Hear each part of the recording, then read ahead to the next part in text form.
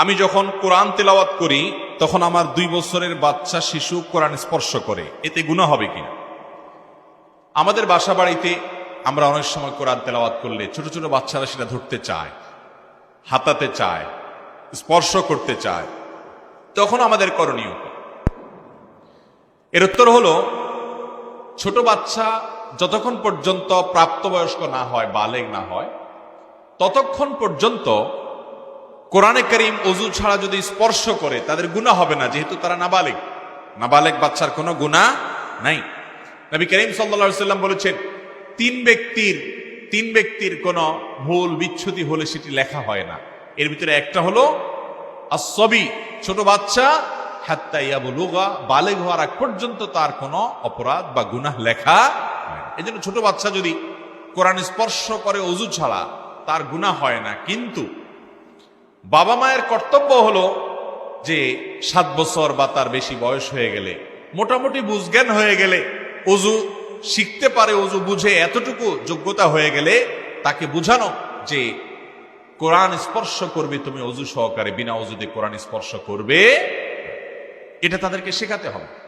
আর যদি একেবারে ছোট বাচ্চা হয়, ধরেন 2 বছর 3 বছর, যে ওযু বুঝে না, পবিত্রতা বুঝে না, তাহলে এইরকম বাচ্চা যাতে কোরআন না ধরতে পারে বাবা মা সেজন্য চেষ্টা করতে হবে। যদি গাফিলতি করে এবং এর ফলশ্রুতিতে তারা কোরআনে, আল্লাহ না করুন, তাদের পেশাব লাগিয়ে দেয় বা পেশাব ময়লা আলা হাতে কোরআন স্পর্শ করে, কিংবা কোরআনকে ছিঁড়ে ফেলে টান দিয়ে কোরআনের প্রতি অসম্মান হয়, যেহেতু ছোট বাচ্চা সেই কিছু বুঝে না, তার তো আর গুনাহ হবে না। কিন্তু বাবা মা যদি অসতর্ক থাকে এবং তাদেরকে সবই ধরতে দেয়, কোরআনও সেরকম ধরতে দিল, যা খুশি তা করতে দিল, তাহলে অবশ্যই বাবা মা তার জন্য অপরাধী হবে, গুনাহগার হবে। কথা কি বুঝাতে পারছি?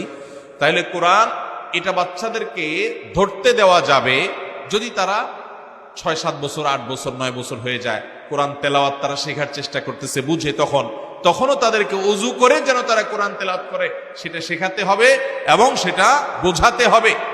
যদি কোনো কারণে তারা বিনা ওযুতে ধরে, যেহেতু তারা নাবালেগ, তাদের গুনাহ হবে না, কিন্তু মা বাবার চেষ্টা থাকবে তারা যেন ওযু সহ কোরআন স্পর্শ করে, সেটা শেখাবে তাদেরকে। আর একেবারে ছোট বাচ্চা হলে তাকে কোরআন ধরতে দিবে না, তার নাগাল থেকে বাইরে রাখবে, কারণ সে না বুঝে ছিঁড়ে ফেলতে পারে, আল্লাহর কালামের প্রতি অসম্মান হয়, এমন কোনো কাজ করে ফেলতে পারে। এই জন্য তার নাগাল থেকে অবশ্যই বাবা মা কোরআনকে নিরাপদে রাখার চেষ্টা করতে হবে। যদি না করেন, অবহেলা করেন, তাহলে তারা গুনাহগার হবে।